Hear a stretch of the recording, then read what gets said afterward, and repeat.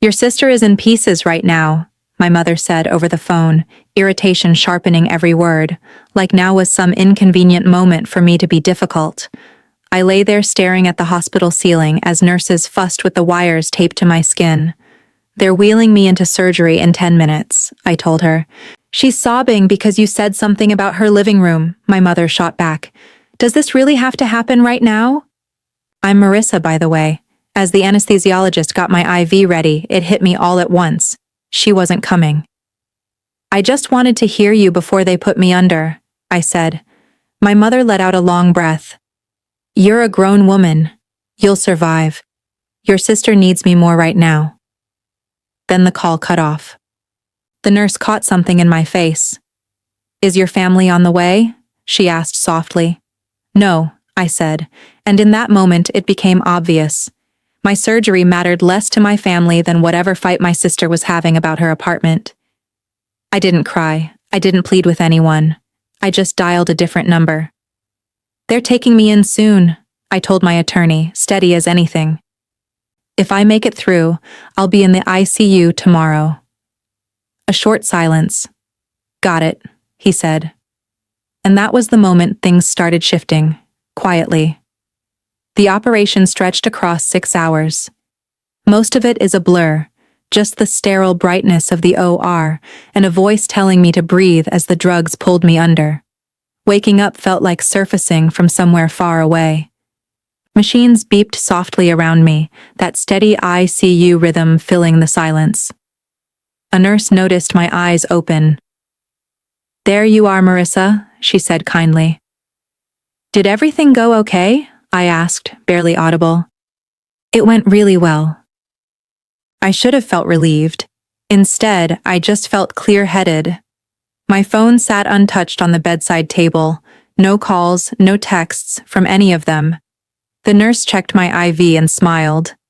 Families usually trickle in later, she said. Sometimes they need a bit of time. I let her believe that.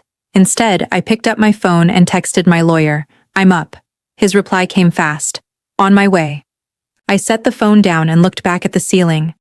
My mother's silence continued, but something new was already in motion, because the paperwork we'd drawn up before I went under had one purpose: making sure the biggest decisions of my life weren't in the hands of people who'd never really shown up for me.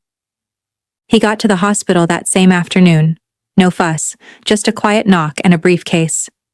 How are you holding up? He asked. Wiped out, I admitted. Totally normal. He pulled a chair to my bedside and opened his folder.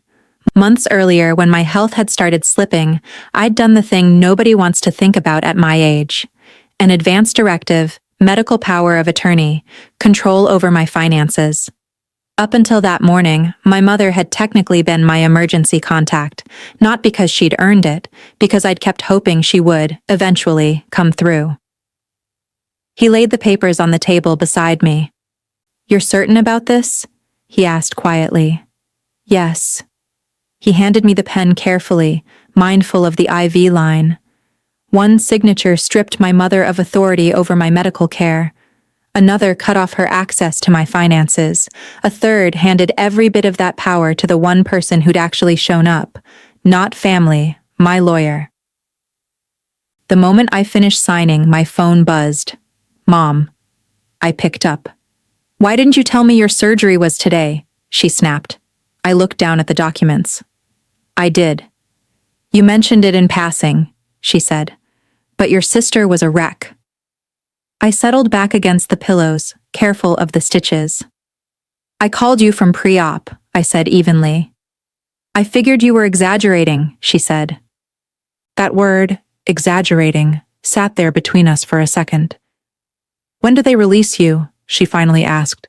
Not for a few days. Maybe we'll swing by sometime this week. Maybe. I glanced at the open folder. You don't need to. Meaning what? Her voice sharpened. Meaning it's handled now? Excuse me? All of it. My medical decisions. Silence. Now you're just being theatrical, she said. No, I said. I'm being practical. Practical how? You're not responsible for my care anymore. Dead air on her end. What is that supposed to mean? I reassigned my medical power of attorney this afternoon.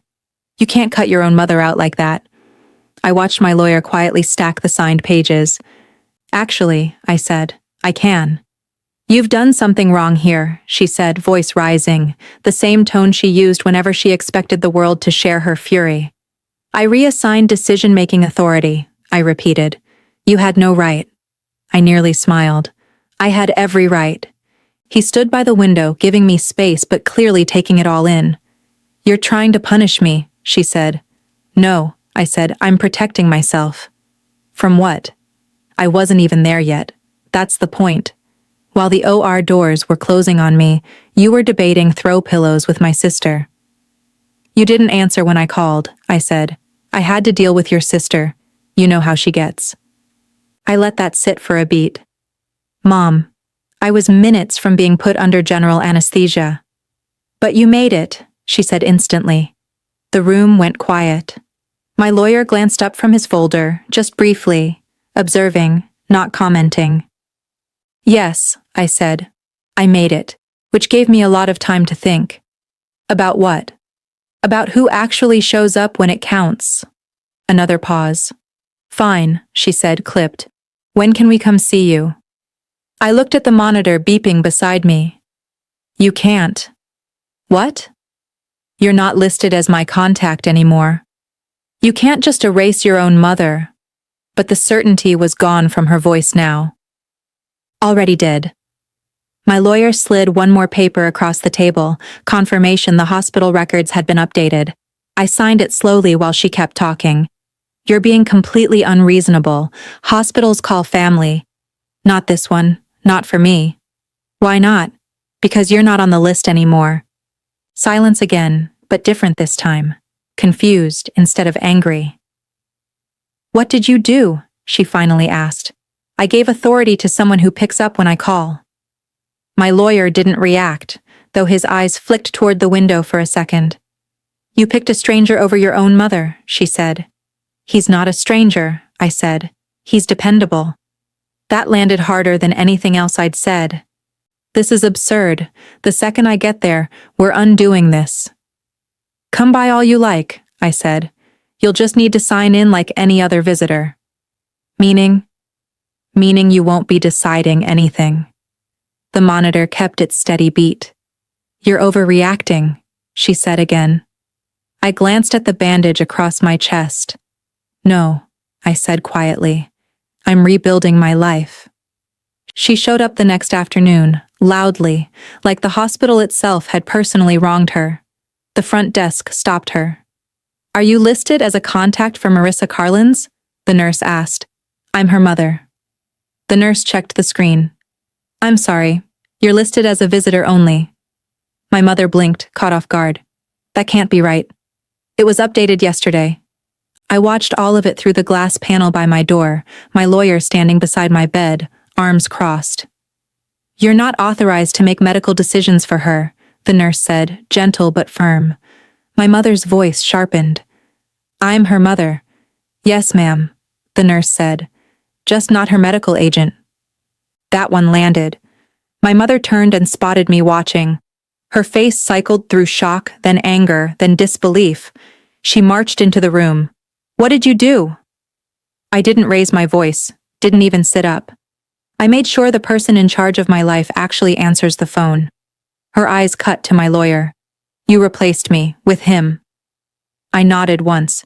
Yes. And for the first time in my life, she looked like she'd lost her grip on something she'd always assumed was hers. She stood there a long moment, visibly grasping for the control she'd never had to fight for before. You're being dramatic, she said eventually. Figured you'd say that. I was about to go into surgery, I said. I called you right before. You made it sound urgent. It was. Your sister was a mess, she said, arms crossed. I thought about a sofa. That's not what this is about. But it was apparently exactly what it had been about the whole time. A nurse slipped in, checked the monitor, and left again without a word. My mother's eyes swept the room, uneasy, somewhere she clearly hadn't expected to feel powerless. You should have waited for me, she said. I did. Your lawyer has no business making family decisions. He's not, I said. I'm making them, myself. Something in her expression shifted like she was starting to understand. This wasn't revenge. It was structure, order. You'll regret shutting out your family, she warned. I looked down at the faint scar beneath my bandage. No, I said. The only thing I'd regret is going back to pretending. The monitor kept its steady rhythm beside me, quieter than her, but sturdier. Stronger than her authority ever was, stronger than her absence, stronger than every excuse she had left.